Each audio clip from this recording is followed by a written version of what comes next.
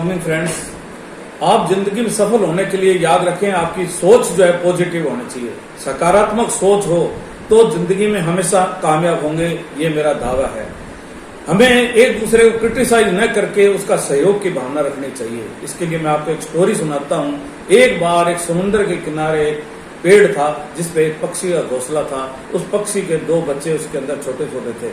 समुद्र की एक बार लहर आई जोरदार और वो उस घोंसले को बहाकर समुद्र में ले गई।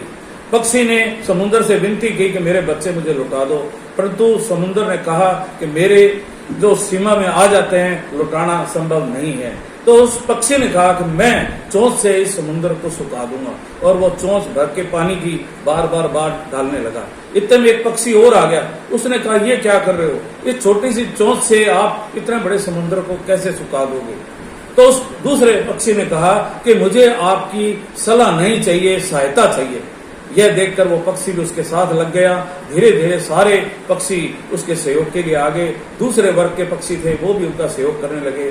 कालांतर में ये बात स्वर्ग के अंदर विष्णु लोक में गरुड़ भगवान के पास पहुंच गए, क्योंकि वो पक्षी के राजा थे।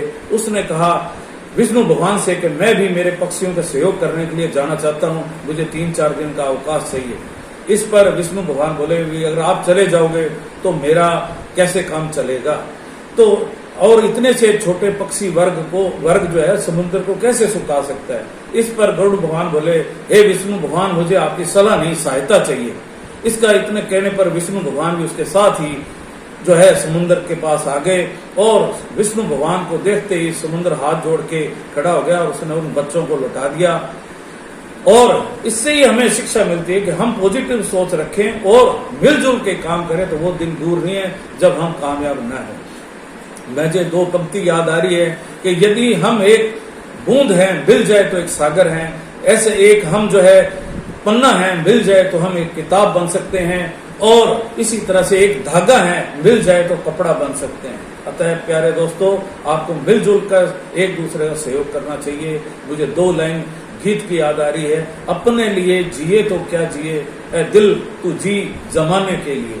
इसलिए आप जो है मिलजुल कर काम करें तो आप सफल जरूर होंगे। एक लाइन है, साथी हाथ बढ़ाना, एक अकेला थक जाए तो मिलकर बोझ उठाना, साथी हाथ बढ़ाना। हमें मिलजुल कर कार्य करना चाहिए, एक दूसरे की